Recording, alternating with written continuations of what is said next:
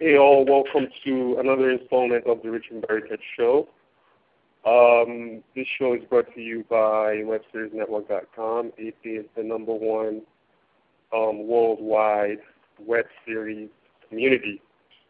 I have a very important special guest with me. Today she's calling from Canada. I think she's calling from Canada. Her name is Destini. She is the founder of the Indie Intertube Destini. She's very active on Twitter, on Facebook, and a major contributor to webseriesnetwork.com and just the entire web series scene. So I'm going to go ahead and bring her on right now. Hey, Destini, how are you? Are you still there? I'm good, Rich, and how are you? I am doing well. Welcome to my show. I'm excited to have you on today. And just want to thank you for giving me the opportunity. Thank you for giving me the opportunity to pick your brain a bit. Well, I hope I have enough brains left for you to pick, but have at it. All right, but so Destini, you are known online. I know that's not that's your Twitter name, right? That's the Twitter name that you're using for the internet. For people that don't know who you are, Destini, tell my listeners who you are. Destini is my host name that I use when I host Indie Intertube, and I'm the executive producer and the host of that podcast or online radio show. Prior to that, I was involved in several different fandoms online and doing podcasts and building community. Okay. And we've kind of moved forward from there, and now we're concentrating strictly on the web series space. Okay, so the Indie Intertube is a show that actually became a website, or how is that? Because I looked at it, I thought it was just more of a website, and your show was different. I didn't know that the show is the same as the site. So just talk a little bit more about your internet destination, the actual website. You mean IndieIntertube.tv is our destination, and you can find the archives of our show there, as well as stuff we've done, other video interviews and links to our YouTube channel, web series news, reviews from our point of view, some contributions from content creators, and stuff like that. Mostly a little bit of web series news and a lot of talk about our show, and there is a forum for discussion. It's not quite as active as we'd like it to be, or as active as Web Series Network is, but it's a gateway to what we're trying to do in supporting web series. Okay, so you interview a lot of independent web series producers, and you also, for you to be able to interview there, you clearly watch a lot of web series. What's your taste in web series? What do you like? What do I like? We watch everything, but I will say that you are correct in assuming I have a preference. I tend to gravitate more towards scripted drama, whether that be purely dramatic like a soap opera or horror or sci-fi, but that's kind of where my taste lies, which isn't to say I don't like comedy or reality or stuff like that. I do. It's just that it's a little bit harder for me to pick a favorite, so I'm a little bit harder a critic on that stuff. I really, really like scripted drama. Scripted drama. Does it, because some of the questions that I get on Web Series Network is the length of content. In your view, does that really matter? What would you suggest to a new web series producer out there that's coming out making new content? Does the length matter? Do you see a sort of change as far as people sort of gravitating from the 2-minute webisodes and now wanting more? What is your take on I think so. I think there's definitely a change happening right now. I think creators and even advertisers and producers are starting to realize that the audience will watch longer content, and in fact, in some cases, especially when it comes to scripted drama, crave longer content. So my advice usually is you make your show as long as you have interesting and engaging content. Oh, yeah. As you know as well as I do, sometimes 2 minutes is too long if it's really not good. Right, right. And another, as far as creating a longer form, and you and I both know that the longer the content is, the more expensive it becomes. So I think that's one of the reasons why producers are so, especially independent producers who have limited financial resources, tend to stick with the 2 to 3 minute webisodes. For the most part, I think it has more to do with just financial, resources. I think you're right. I mean, it's certainly more expensive to produce longer content, so you have to weigh, especially for dramatic producers, and you know this as well as I do, Rich, and we're probably going to be saying that a lot, is that for drama, you want it to be a little longer than 2 minutes, because in 2 minutes, you're probably not going to get people very hooked. Yeah, yeah. Comedy, the timing is a little bit different. I think it's a tough question for people to ask themselves when it comes to the financial part of how expensive it is to create long-form drama and yet still try to draw in an audience. It's difficult. What's your view on release strategies? How do you feel about 2 3 minute webisodes that are released 1 week apart? What's your take? Do you think that a producer or stands a chance of losing his or her audience if you wait that long to release to push out 2 3 minute webisodes? What's your take on release strategy? I think the release strategy has to, it really does depend on the length of the content and how you're trying to pull in that audience. I watch television once a week. I don't mind watching a web series once a week. I think if it gets longer than that, if your release schedule is less than once a week and it becomes less reliable, if it's once every 2 weeks, once a month, or God forbid you don't know when your next episode is, then yeah, you're definitely gonna lose your audience. We've seen series that have 2 episodes and then nothing else. Yep.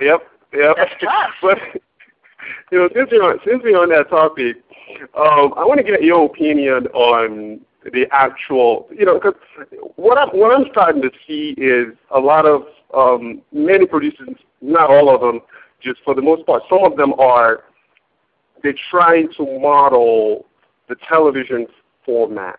They're trying to copy the television format even that has changed now, because 2 3 years ago, you would get a 24 episode order from a network. Now they're cutting it down to, in some cases, a television network will give you a 4 or 5 episode order just to kind of see how the audience will respond to the material before they order a full 24 episode season. I've seen web series producers who are promoting 24 webisode seasons. That to me it's ambitious. It's just very unrealistic that you're going to get to that point, even sustain an audience to that point. From your experience watching webisodes as long as you have, what do you think an average season should be? Like, how many webisodes do you think an average season should be? I think it's a case-by-case basis, but if you want an average of what I think 6 to 10 is a fairly strong average. We've seen series that have 22, 24 episodes, and they're strong. And you've seen series that have, 3 I don't think 3 episodes makes a season. It doesn't. That's what? It just doesn't. That's just 3 episodes. But 6 episodes can make a season. I think so. I think 6 episodes of maybe at the minimum 5 minute episodes will definitely make a season, in my opinion. At least that way you get I think so, audience. And everybody knows this because a lot of us talk about it, is that if you're going to do 6 episodes and they're going to be 5 minutes apiece, you've got to use your time wisely. And that means your content has to be good. It has to be. So would you, okay, so as far as people making things up as they go, like just creating the episode as they go, is that something that you would advise, or would you just say shoot it all out, have it all shot and completed before you actually start releasing? What would be your suggestion? I think you can do either way. I think you can shoot it all, or you could go as you go along. I think you should certainly have your story written and storyboarded out, and you should know exactly where your series is going from the beginning of your season to the end. I don't think you should be writing an episode from week to week. But there are pluses and minuses for both. I mean, if you shoot everything in a week and you're going to release it once a week over a couple of months, but you shoot everything in a week, you can't adjust to what the fan feedback is. So if the fan feedback tells you that your story is terrible or that your pacing is bad, you can't adjust to that. If you shoot 4 episodes and you see how it goes, you can adjust in what you do next. But then again, maybe your funding falls through. Okay, so one of the big issues that we are all facing in this young emerging industry is being able to get that audience. Not just getting an audience, get that loyal audience that's going to ride with you until the wheels fall off. That's becoming more and more difficult because producers are spreading themselves out too thin. They're not really focusing. Like I tell people who I consult with sometimes that in web series, you can't play the shotgun effect in this industry. You have to have a niche and go after that niche and find a way to sustain that niche to keep them coming back for more. What do you make of ways to gain an audience and, more important, sustain that audience? I think, and this is an ongoing conversation that we have on the show as well, and I appreciate seeing you talk about it a lot too. Engagement with your audience is extremely important, whether your audience is 5 people or 500 people. But you do need to be niche, and you do need to identify that audience before you start and engage with them. If you know that your audience is, for example, soap opera fans, then you need to go online and find places that soap opera fans congregate and make yourself part of that community. Understand the audience to which you want to play your series, the very people that you want to watch your show. Stop talking in an echo chamber to each other about what the audience wants, and go and find your audience and find those people and ask them what they want to see, because they're the ones you expect to watch. You have to find that niche audience and make yourself a part of them. Okay. You know what I mean? Yeah, I definitely get where you're coming from with that. So now you have here's the deal. People have the audience. They've gotten 200-300 fans on Facebook or what have you. Now it becomes a point where, because I always believe in, you can always multiply what you have based on, of course, you have to put in the effort. And in some cases, I mean, I watch a lot of web series. I try to at least watch and comment every webisode that's uploaded to webseriesnetwork.com. Now, one thing that I find a little bit troublesome is someone would post a video, a webisode, and you're sharing this webisode because you want me, not just Rich Mbariket per se, because you want an audience to see the material that you're presenting to them, and you leave, and I'll leave a comment, and you don't even hear from them. Like, they didn't even bother to even respond to the comment, and I'm giving them an opportunity by me watching your webisode and having the time to even respond to it. I'm giving you an opportunity to make me your fan, okay? And some producers don't even bother to even respond to comments that are left on their videos, and these are the same producers that are going to go on Twitter and start launching Indiegogo Kickstarter campaign looking for money. Now, I just want to know I want to get your point of view in just name some steps of engagement. Because first of all, when people throw out that word engagement, it's kind of... Well, and it's not just engagement, it's about sustaining interaction. It's about, if you throw your video up on YouTube and someone makes a comment on it, going back and thanking them for watching. If they say they liked a particular scene, you need to continue. There's a difference between online shows and network shows. Network shows are never going to give you the opportunity to have an open conversation on a day-to-day basis with the creative team behind the show. You can give the audience that online. You can give them an opportunity to have an open-ended conversation, but you have to be willing to be a part of that conversation, and you have to be willing to work and the time that it takes to do it. And if you can't as a producer, then you need to hire somebody who can. because it's essential online. You have to have that interaction with your audience, or you're never going to build beyond your family and friends. So what about negative comments? If you and I know that this industry is not for the faint of heart, and you can't take you're right about that.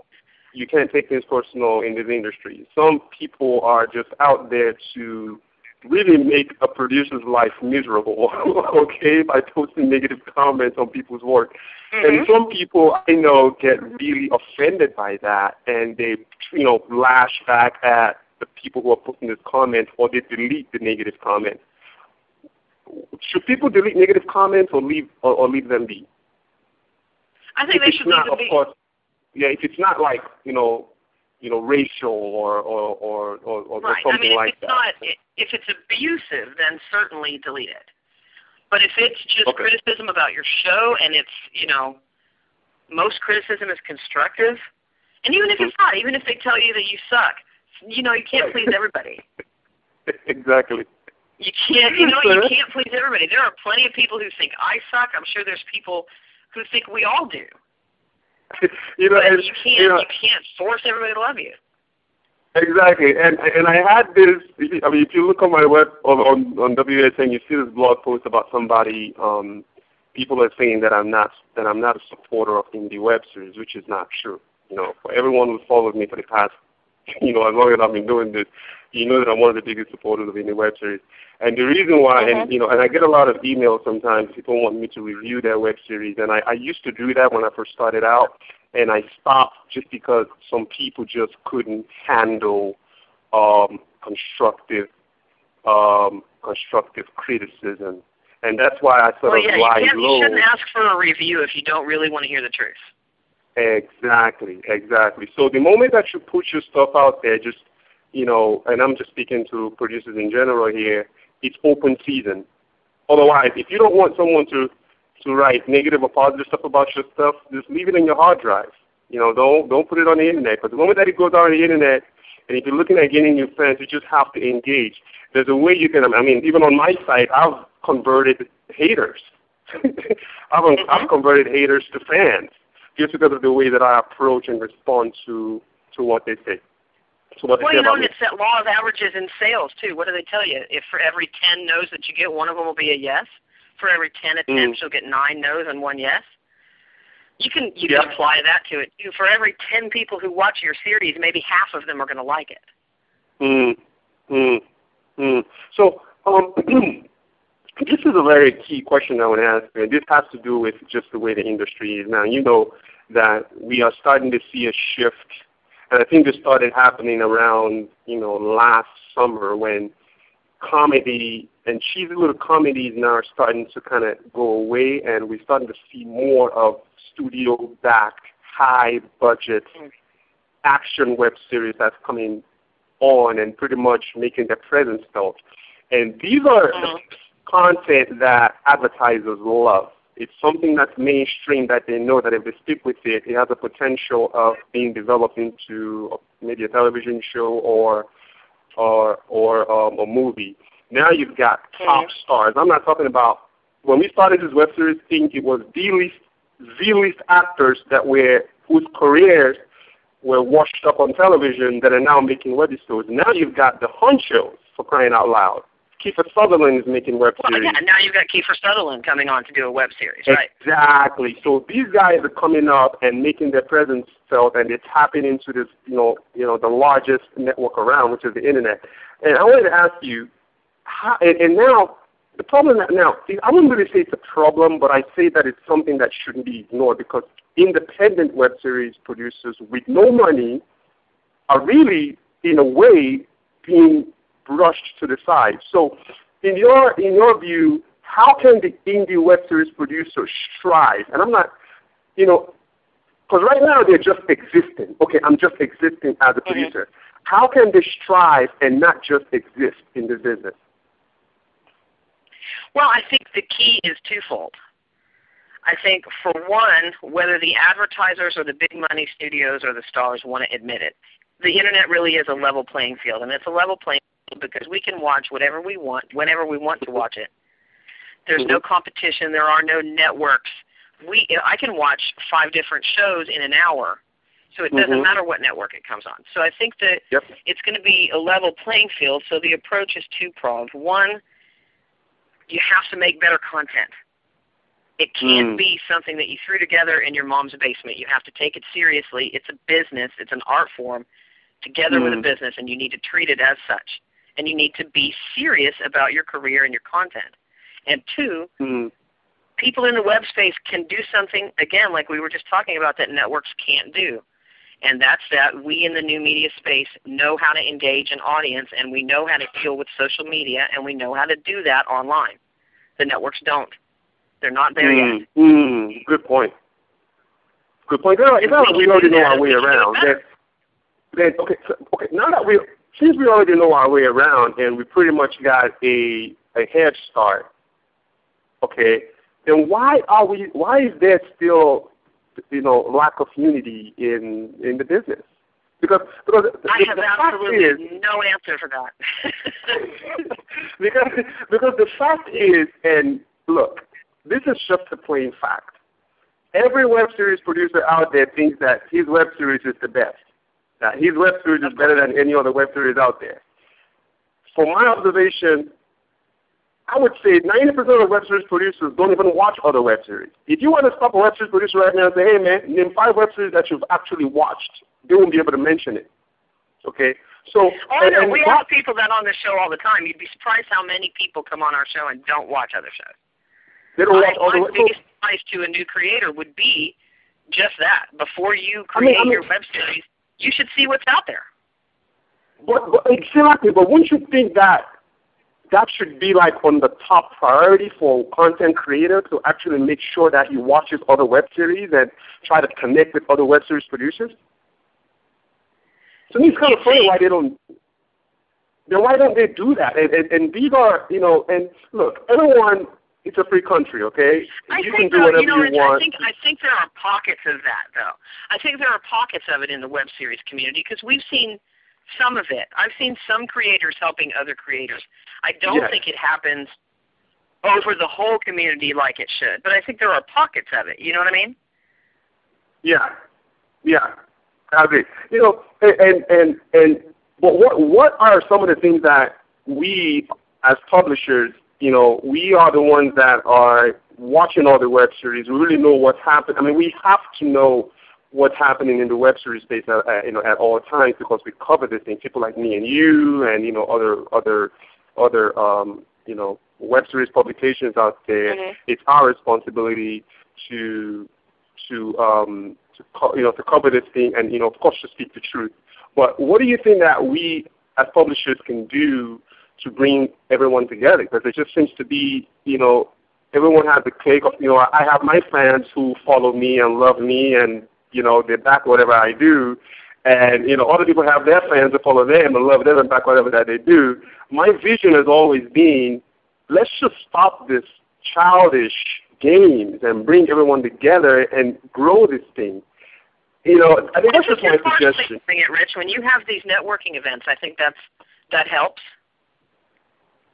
I mean, and during our show help. Yeah. I think go ahead. We as people who watch web series and who cover web series need to encourage them to talk to each other, to watch each other's content, and to give them space. I mean, that's what we're trying to do with Indie Intertube, with our live chat room, because we have a live chat room during the show. And creators will come in and talk to fans. That creates engagement all around, not just between creators, but with them and fans.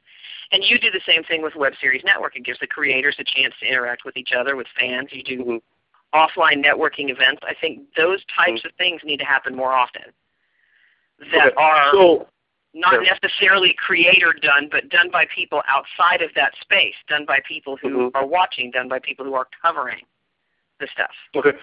So your show... So you're Indie Intertube. So this is an interview show because I've been on it before, and you talk to content creators.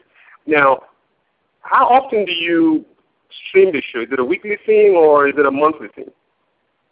We do a show every Wednesday. Okay, so every Wednesday, that's Indie Intertube show on Indie Intertube.tv. What time? Do you have a particular time? Our show is on every Wednesday at 4 p.m. Pacific. And we're on Blog Talk, but you can find the link from the Indie Intertube.tv to our show. And we tweet about it and we Facebook about it. And it's a 2-hour show every Wednesday. Okay. And the idea is just to bring web series producers together to talk about web series, right? With the fans. We bring fans in who are new to the genre and fans that have long watched web series, all of it together. And we talk about what we watched that week. We pick our best drama and comedy of the week, and then we usually have a guest, or we have open phones, and we just allow anybody to call in. And there's creators in the chat room, and there's fans in the chat room. There are people new to web series in the chat room, and they're all just kind of there in a mishmash giant conversation. It's a lot of fun. Okay. So 2 questions. 1, how can someone come on as a guest on the show? How do they get a hold of you? They can either follow me on Twitter and DM me, but the best way is to just email me at static, S-T-A-T-I-C, at indieintertube.tv. Okay. How can someone not get on the program? Because I'm telling you this, I have seen so many unprofessional emails presented my way. Sometimes I wonder, like, I mean, did you really think that after sending me that email that I'm going to call you and be like, hey, come on my show, or, get rid about? What? I mean, it's crazy. I want to know how not to get on your show. How not to get on Indie Intertube. I think the fastest way to not get us to watch your content and to not be on Indie Intertube is to send us an email and tell us that your web series is somehow groundbreaking or unique or something that we've never seen before. That is usually a really quick way for me to ignore it. Okay. So that's going to take me to this award. You have an award coming up in 2 days. You have an award coming up on June. We do. Yeah, we're doing the first annual. You have the first annual Indie Intertube Awards happening January 20th at indieintertube.tv. Talk a little bit about this award. It's going to be, we're going to do it live on Ustream, and it's going to be embedded on our site and all that stuff. But we announced our nominees right after Christmas. We decided that we watch a lot of award shows, and I'm sure you do too. And half the time at the end of the award show, you figure, well, they didn't have enough categories, or the right shows weren't competing against each other, or why didn't they split out sci-fi and horror from drama and comedy? None of those shows should be competing against each other. They're nothing alike. So we decided we were going to do our own show with categories that we liked and try to do something fun, and that's what we did. So we have 52 categories, 40-something nominated shows, and we did everything from best sci-fi, best thriller, best horror, best drama, best soap, best comedy, to favorite villain, most lovable geek, not safe for work show because it's too sexy, or the show you'd really want to recommend to your mom, that kind of stuff. And we've been able to, hopefully through this, the idea is to get more people to watch these shows. And that's happening January 20th on Ustream. What time? At 5 p.m. 5 o'clock Pacific. I'm watching that. So Pacific, so 5 p.m. California. It'll be an experience, Rich, I can promise you that. No, I'm definitely going to tune in. So that 5 p.m. Pacific time. I'm writing it down here, January 20th. As far as so take me through the format. How are you guys planning on pulling this off on Ustream though? We're doing it guerrilla style. We have we've done it indie web series style. We have our own kind of rigged up lighting here in our home studio, and we have the mixing board and microphones that we normally use for our show. We're going to pipe that through a laptop. We went out and bought a high definition webcam, so that's how we're doing it. Okay, you know what? It's the thought that counts, and I commend you, and I honestly respect you for putting something like this together, because I couldn't do it. It's so like it's just weird. Well, you know what, Rich? I'll tell you what it does do. You want to know what it does do? It does teach you how hard these web series creators work on no budget, because we have no budget. And now we know exactly what they go through to create what they create, and it gives me a lot more respect for those creators than I even had before. So, who is the host? Who's the host of this Indie Intertube Awards? This is new. I can't wait to see. My co-host and I are picking out of the 52 categories, we're picking 51 of them. And then we have the Audience Choice Award, and people have been voting on the Audience Choice Award since January 3rd. Oh, okay. Wow. So when someone wins, what do you give them? What do you give them? Do you have like a statuette or something? What are we giving them? You're going to laugh. We're giving them a graphic that looks like a patch that goes on their website.